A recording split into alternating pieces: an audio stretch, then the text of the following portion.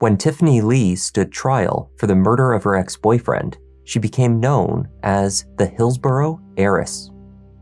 Tiffany came from a family of real estate investors worth tens of millions, perhaps hundreds of millions of dollars.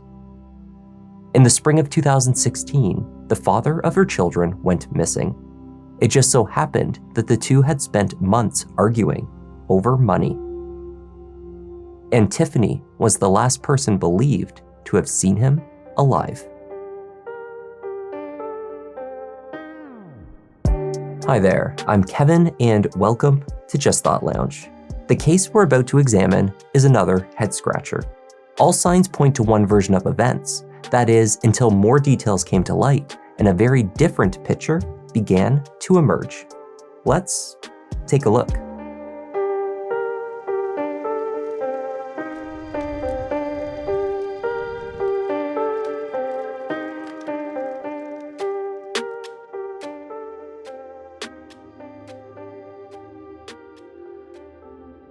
On Friday, April 29th, 2016, a hiker in the Golden Gate Park in San Francisco came upon a cell phone discarded on a trail.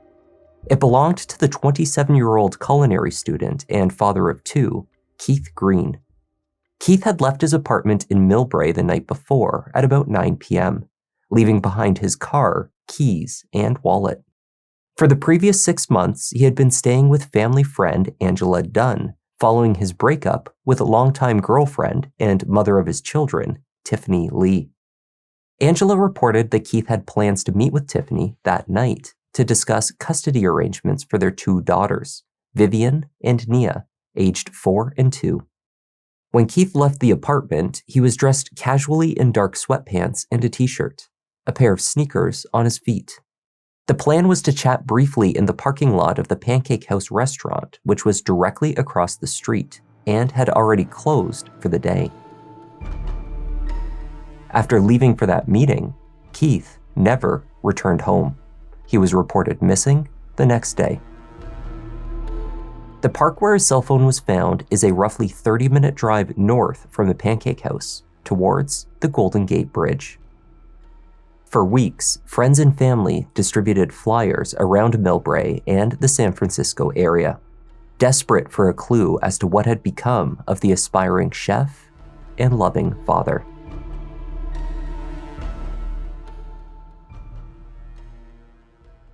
On May 11th, Sonoma County Sheriff's deputies found a body in a field off Highway 101 near Geyserville.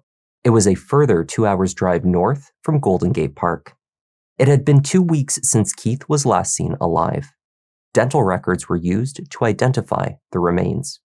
1 week later, officials confirmed that they had found the body of Keith Green. When he was discovered, he was wearing only his socks. His front teeth were broken. Keith had died of a single gunshot wound through the neck.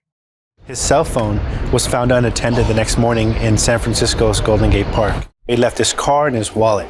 So that raised some suspicion with us. He was identified through dental records, and as far as it being a homicide, there was evidence that was located on his person. Keith's ex-girlfriend, 30-year-old Tiffany Li, told investigators that she had indeed met with Keith on April 28th at the Pancake House, where they spoke for about an hour. Sometime just after 10 p.m., she had left the parking lot, driving her Mercedes-Benz SUV.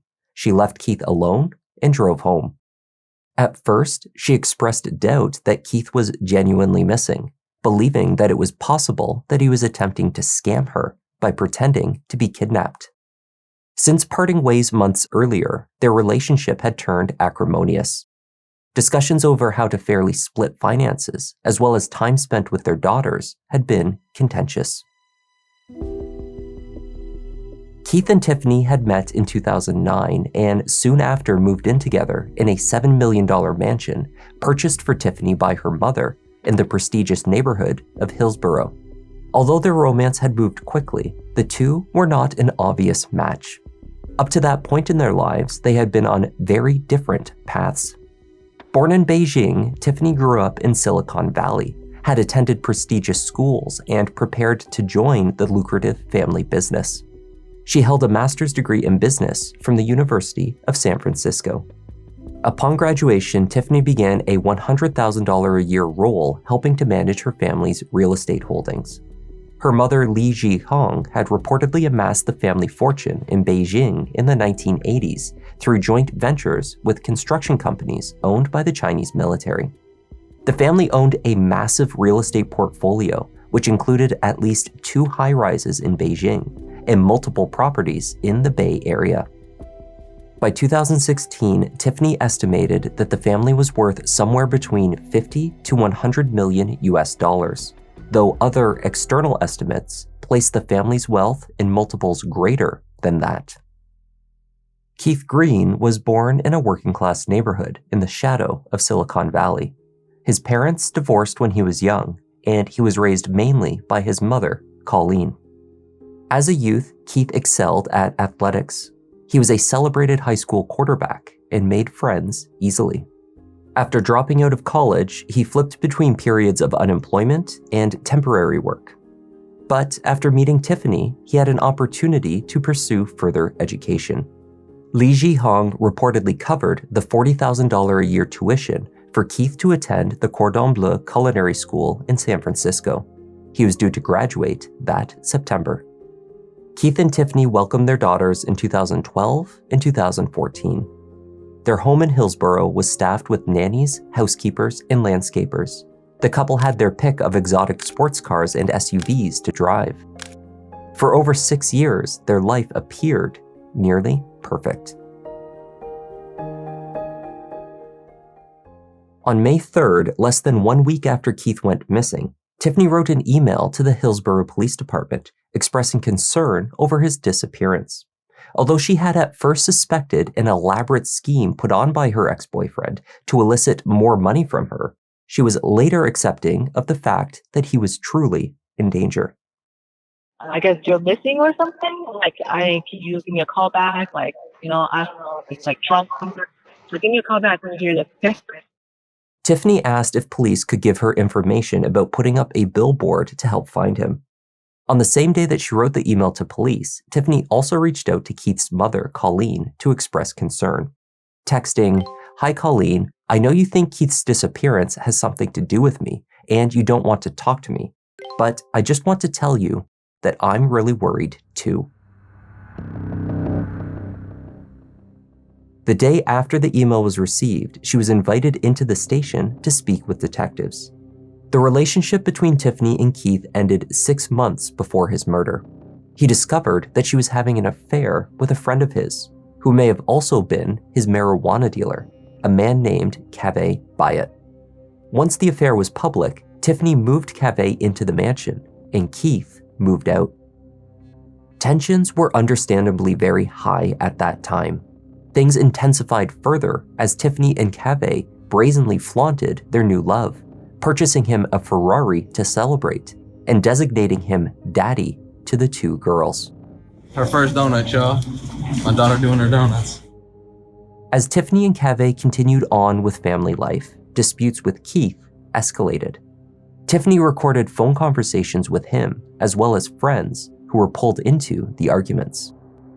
He wants Cobb killed and just now hang up saying, "I'm gonna kill you"? That's not cool. Okay, hold on. So Keith said that. So if I ask Keith right now, he's gonna say yes, right? Yes. We'll send you the recording. Okay, hold on. In front of you, I'm asking him, okay? Yeah. Did you say that you're gonna have Cab killed? Talk to Issa? Okay. But why? Okay, but why? Their phone calls included insults and threats. Many of the conversations centered around money. Keith was finding it difficult to make ends meet as a culinary student in San Francisco. He was asking for regular funds from Tiffany to maintain his standard of living. At one point, in desperation, he suggested that his only option may be to move to Ohio, where his grandmother had a rental property. Of course, he did not wish to leave his girls. It sucks. I don't want to leave the kids, but I don't know what to do. I've been so stressed trying to figure this out, and it's been really, really bad. I'm saying to you, we both made mistakes, and that's that. Let's just move on. There's nothing I can say right now. It's very easy for you to sit here and say whatever you want to say because your life has not changed at all. The only thing that's different is that you have a new man that you sleep next to at night. That's it. I'm very happy. Aren't you happy that I'm happy? I thought if you care about me, you would think that I'm happy. Text messages then showed that Keith was seeking a more stable arrangement in California. He suggested that Tiffany provide him with the new BMW she had purchased, $20,000 for furniture, and $4,000 a month going forward. He wanted to create a life that is parallel to yours with the kids, he said. She claims to have then offered him $4,000 a month, $20,000 up front, and a Range Rover. But neither she nor Cave were pleased by the negotiation. In an exchange that took place just weeks before Keith went missing, investigators believed they may have found the moment that Tiffany and her new lover agreed to have Keith Green killed. "He was trying to work you for money again," Cave wrote. "What a little snake. That's all he wants. It's not about the kids." Tiffany agreed, responding, "Okay, green light." Tiffany told investigators about the ongoing discussions with Keith over money. In the beginning, when we first broke off, he asked each kid $20 million. He asked my mom for each kid. And my mom said, "You're ridiculous." Would you harm Keith? No, I will not harm Keith. Would you have anybody else harm Keith? No, I will not do that. Keith's cell phone had already provided investigators with insights into his movements on the night he disappeared. Between 9:27 and 9:56, it connected to cell towers near to the Millbrae Pancake House, where he was with Tiffany. At 10:49 and 10:56, however, it had traveled towards Hillsborough. These cell tower connections mirrored the movements that Tiffany's Mercedes took after leaving the Pancake House. Video surveillance from the intersection of El Camino Real and Millbrae Avenue captured at approximately 10:15 a gray Mercedes G63 traveling southbound. He was in the car with you, Tiffany, because it's following your same path. He was not in the car with me. So how did his phone stay in your car without him? That's why I'm like, when you're telling me, I'm hearing it for the first time, I'm like, he was not in the car with me. Tiffany remained insistent that Keith was not in the vehicle with her that night, though at 10:51 p.m., his phone connected briefly for just 26 seconds automatically to the Wi-Fi inside her Hillsborough mansion. The phone had to have been in close proximity to the router inside Tiffany's home. On the same day that Keith's remains were discovered off the roadside in Geyserville, a SWAT team descended upon Tiffany's mansion, arresting her alongside Cave Bayet for murder. But it was not only these two that were implicated in the crime. An arrest had been made by the Hillsborough police quietly the day before. They had taken into custody the personal trainer and sometimes bodyguard for the couple, a man named Olivier Adela. It was information provided by the bodyguard that helped to fill in the missing pieces, making a case for their arrest. Adela claimed that Cave and Tiffany approached him about killing Keith months earlier. He told investigators that he had refused to take part and turned down the $50,000 offered to him. But only weeks later, he was thrown into the conspiracy anyway when Tiffany arrived at his apartment building in her SUV with Keith dead in the front seat. Cave told him that the time had come to pull his weight. In exchange for everything the couple had done for him, he was to dispose of Keith's body. Frightened by what would happen to him if he did not go along with them, he drove Keith out to a field and left him there.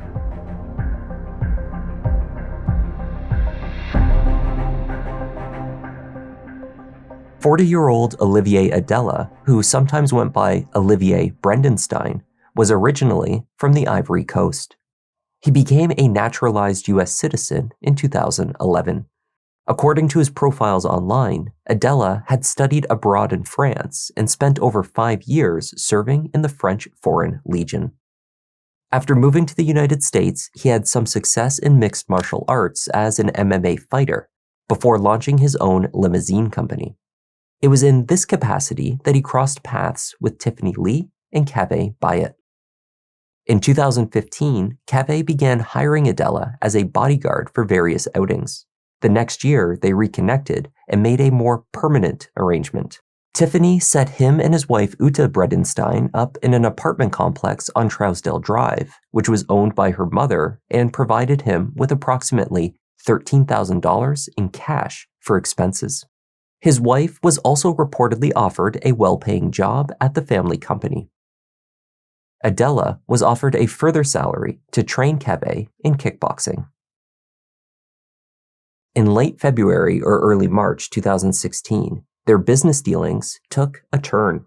Adela said he was invited to Cave's man cave at the Hillsborough home, patted down in case he wore a wire, and told to place his phone on the counter, then asked directly by the couple to get rid of Keith. Adela offered only to scare the crap out of him, but refused to kill him. He claims he was purchased a burner phone to communicate about the scheme with Cave. On the night of Keith's disappearance, Adela followed Tiffany to the Pancake House in his silver Chrysler 300. Contradicting Tiffany's account, he said that Cave texted him around 10 p.m. that both Tiffany and Keith were leaving together in the SUV. He followed behind them in his car. Adela's car is also captured following the Mercedes from the Pancake House back towards Hillsborough. Adela claimed not to have returned to the house where the couple allegedly shot Keith dead in the garage, but rather he went back to his apartment building. In the garage of the mansion, police found a small amount of Keith's blood on the floor. Gunpowder residue was detected on a golf bag, which sat on the garage floor near to the blood stain. Keith's blood was also found on the front passenger side running board of the Mercedes. Blood was found between spaces 34 and 35 in the tenant parking area of the apartment building on Trousdale, where Olivier Adela lived, along with pieces of blue gloves. In the bodyguard's Chrysler, they found traces of Keith's blood in the trunk. Records for Adela's transponder showed the device had crossed the Golden Gate Bridge, headed south around 3:30 a.m. on April 29th. He had thrown Keith's cell phone from the window of the car while driving through the park, before continuing on to find a remote area by the side of the road to leave Keith. He told police that Keith had been stripped down to his socks before making the journey. His clothing was placed in a drawstring gym bag and later disposed of in the apartment complex garbage.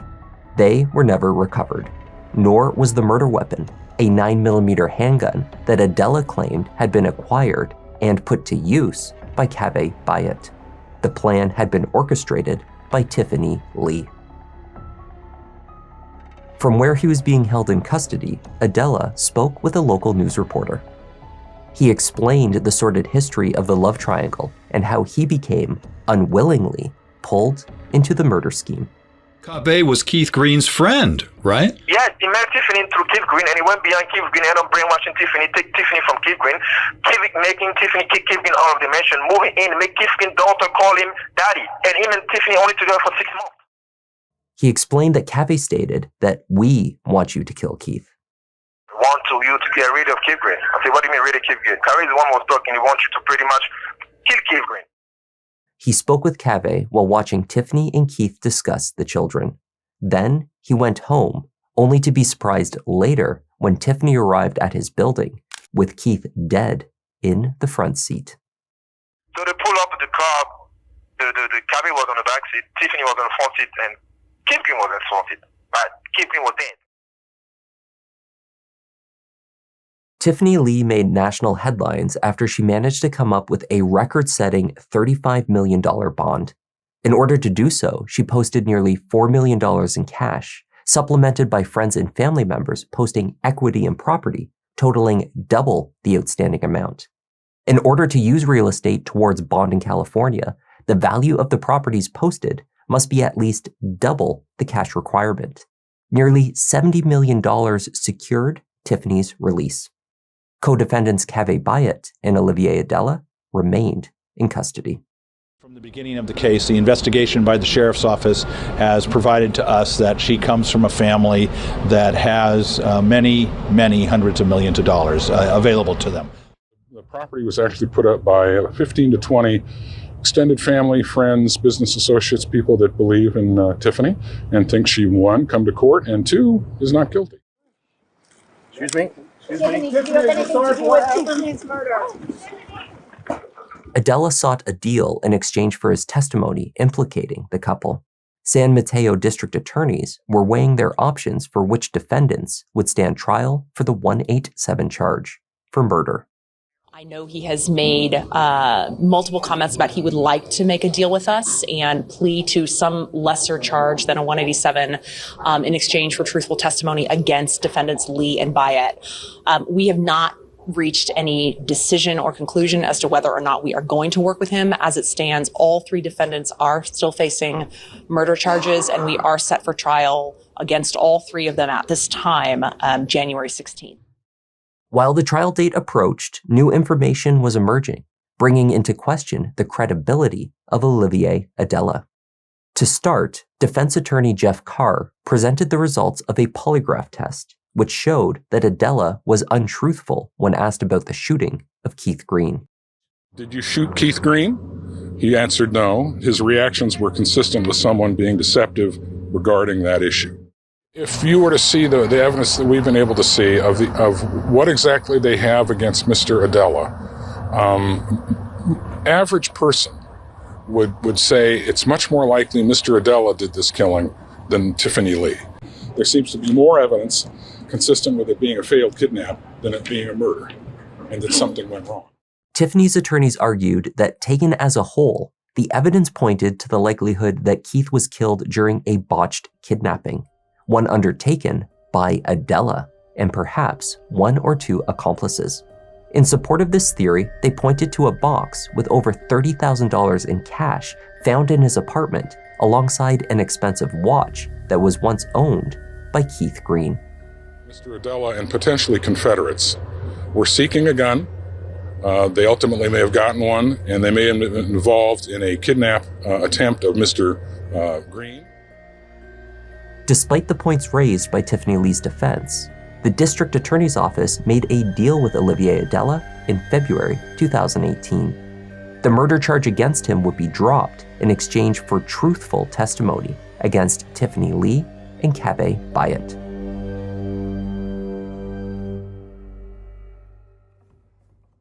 Two and a half years passed, and the date to begin jury selection was still pending. A further delay was announced in the spring of 2019 when it was confirmed that Tiffany Li needed to undergo treatment for breast cancer. At that stage, Olivier Adela's attorneys successfully argued for his release with time served. He was released, then promptly rearrested by U.S. Diplomatic Security Service agents. He faced charges of making false statements on his passport application. It seems that Olivier Adela is not, in fact, his real name. And much of the man's past was fraudulent. Agents found that Adela moved from the Ivory Coast to France, where he used a phony French passport in the name of Adela to come to the United States in 2002. Once he arrived, he successfully applied for a U.S. passport under the same name and stated that he was born a French citizen. He married shortly after arriving in the United States. Though his first wife had discovered that he had lied about his past, she also warned that he was violent. She claimed that they never formally divorced. I am his wife. I've been married to him since 2005. I've been literally in hiding from him for, since we've split up. Because he threatened to kill my family and myself. He does not have a degree in anything. Nothing. None of that is true. But I've never seen any paper. I've never seen any certificate. Who's the real Olivier Adela? Mustafa Traore. He's a con artist. And he's a mean person. I just hope justice is served for Mr. Green and his daughters and their whole family. They have the wrong people on trial. Who they should be pursuing is Mr. Olivier Adela. And that's been clear from day one. But how they're pursuing him will be up to the DA's office. But that it was perhaps a kidnap gone awry. Obviously, this man was in a trunk that had the emergency latch release removed, among other things. Which is exactly what the police first thought and held with that view until Mr. Adela started giving him a fairy tale that now has come to its inglorious end by Mr. Adela being arrested as a liar. Olivier Adela, or Mustafa Traore, was sentenced to a further 6 months for passport fraud.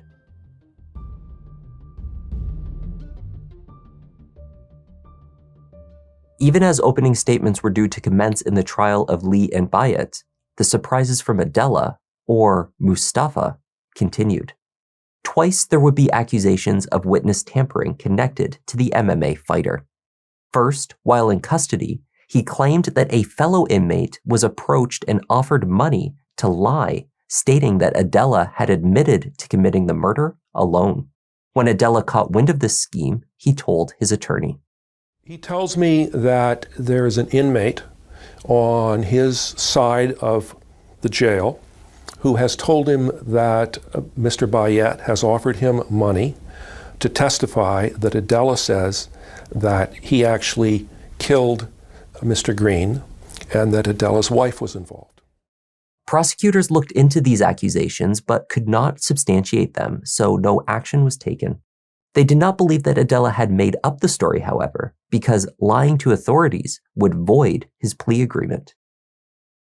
The second instance of witness tampering could not be dismissed as easily.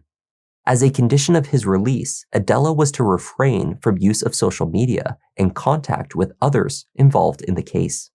But it emerged that he had made attempts to contact a witness set to testify for the defense, an ex-girlfriend of his. It was speculated that he wanted to know exactly what she planned to say about him.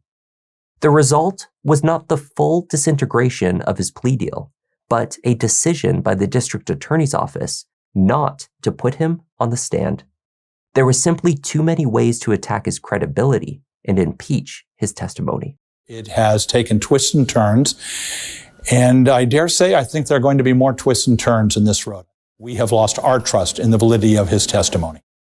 It turns the case into an entirely different animal. You know, you work for 3 years and a case has a particular posture with a lead witness for the prosecution, and now all of a sudden he's gone.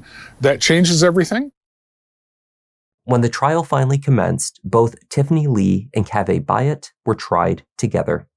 District Attorney Steve Wagstaff felt confident in the state's case despite the last-minute loss of their key witness. The case is based in part on Mr. Adela. I know Mr. Carr believes that it's based entirely on Mr. Adela. I don't concur with that view of the evidence, and we'll have 12 people decide it for us. The case went to trial in September 2019. Despite the prosecution's assertion that the murder took place in the garage of the Hillsborough home, no bullet marks or shell casings were found, only what defense experts categorized as an insignificant amount of gunshot residue. GSR experts testified that the amount found on the golf bag was inconsistent with a firearm being discharged. Adela asserted that Keith was already dead from a gunshot wound and bleeding in the Mercedes when Tiffany arrived at his apartment, but no blood or DNA evidence matching his was ever found inside of the car. After 2 separate and thorough searches, only one small droplet of Keith's blood was found on the outside of the Mercedes, on the right exterior passenger running board. At trial, defense attorneys explained that it was a vehicle that Keith had been in the proximity of many times in the past. A droplet of blood could be explained away by innocent means. The cell phone tracking that placed Keith with Tiffany was potentially countered by surveillance showing Adela's car closely following. Keith could have already been placed alive in the trunk of the Chrysler at that time. That his cell phone connected briefly to the house Wi-Fi proved only that the phone had likely been in proximity to the router, perhaps having been driven past the house. There is very important circumstantial evidence that can be as strong as direct evidence that Mr. Green may have been placed in the trunk of that Chrysler vehicle that took him up to dump him off in Hillsborough alive. A friend of Tiffany's testified that on the night Keith disappeared, she had dinner with her at the Cheesecake Factory at about 6 or 6:30 p.m. Tiffany told her that she was going to meet Keith later that night. The friend said that Tiffany called her again at about 10 p.m. that night and recounted what had occurred at her meeting. She told her friend that Keith wanted to get back together with her and told her that Cave was not good for her and he had tried to kiss her. She left him at the Pancake House. This was the same story she had told police. The case against Cave Bayat was also linked to the theory of the crime outlined by Adela. The murder weapon that had been allegedly acquired by Cave was never identified. The burner phones used to coordinate the murder, never found. Prosecutors pointed to a pair of Keith's shoes, which they said he wore to the Pancake House, that were found displayed on a shelf in Cave's man cave in Hillsborough, but it certainly was not a smoking gun. When the jury first returned, they had reached a verdict for only one of the two defendants. Last hour, we spotted a 31-year-old Tiffany Li running out of the Redwood City Courthouse right here. The real estate heiress has been found not guilty of killing the father of her children. Her family had posted $35 million bail to keep her out of prison and jail. Tiffany Li was immediately released and free to leave the country, which she did. She orchestrated all of this. I knew her for 6 years. She was evil. She was evil to me. She was evil to my son. She was just evil. The jury took longer to return its decision regarding Cave Bayat, and ultimately, they were unable to come to a consensus. A mistrial was declared. 5 weeks later, prosecutors announced that they would not be seeking a retrial against Cave. They did not believe that a guilty verdict could be reached by another jury using the same evidence presented in the first trial. After 3 years in custody, he too was released. Can you tell us what you're feeling right now? Really feeling happy. The question was today for Mr. Bayat, will we retry him? Did I feel there was something could occur differently in another trial? And I have concluded the answer to that was no. Mr. Bayat was never guilty of the crime. So it's the right decision. I felt the evidence was sufficient to prove that the two of them were responsible for Green's death. A jury told us otherwise, and that's how our system works. As of today, there will be nobody held accountable for Keith Green's murder. The evidence ultimately was not enough. We worked so hard, and I now have to rely on exactly what Colleen relies on, which is karma and the fact that these people have to live with what they did. When he was finally released, Olivier Adela Brendenstein, or Mustafa Traore, spoke to the media about his request to travel to Las Vegas to compete in an MMA fight where he claimed he could have earned up to $250,000. His request was outside the conditions of his release. It had been refused. Adela was happy to discuss his fighting career, but not his role in the murder of Keith Green. I'm 43 years old. And there's still a market for MMA fighters who are 43? Yeah, because it's commercial. You got to be able to commercialize. You got to be able to sell the fight. I'm still in great shape, 15 to 2,500 push-up a day. You allowed people, Keith Green's friends and family, to search for him for days upon days, and you knew where he was and what happened, right? Yeah, I think we have to go now then. Why not go to the police beforehand, before Keith Green died? I can't talk about it again. No, I will stop you right there. You know I can't talk about that. Well, I don't know. Yeah, well, now you know. Keith Green's mother, Colleen Cudd, on behalf of herself and her two granddaughters, filed a wrongful death suit against Tiffany Li. A settlement was reached in early 2023. Tiffany, who had relocated with her daughters to China, blamed xenophobia, Asian hate, and falsehoods publicized against her for her treatment in the media and had argued that the settlement should remain under seal. But a year later, a judge ruled that the details of the lawsuit could be made public. She had agreed to pay Colleen $100,000 and $5 million each to her two daughters. Colleen had stated that she's glad the settlement money ensured that the girls had something for themselves when they turned 18 and that they weren't controlled by their mother. It would also allow them to reach out to her and the rest of the Green family in the future. The money that was given to the kids was going to go to the kids anyway. This didn't cost the Lee family anything because those kids are in line. They're the only heirs. of Tiffany. She wanted to live her life. She wanted to move on with her private life. She wanted to raise her girls and just start living life again. That was the tragic case of Keith Green. Thank you so much for watching, and a special thanks to Joe Weaver, Amy Mott, Cedric Scott, and Catherine Wellington for joining our Members Lounge. And Kat, if you're watching this, we really hope that you come back to the UK for a visit real soon. On that note, I'm Kevin. This is Just Thought Lounge, and I'll see you in the next one. Gotta be selective, doing all the research, keeping it objective, always been effective, can say he got a knack, pick of the litter, you see how Newton got his back, yeah, the content that you need, this could be a new sign, we talk in the comments, they jot in a few lines, tune in and hit like, love that, it's too kind, feels like the whole world is online for true crime.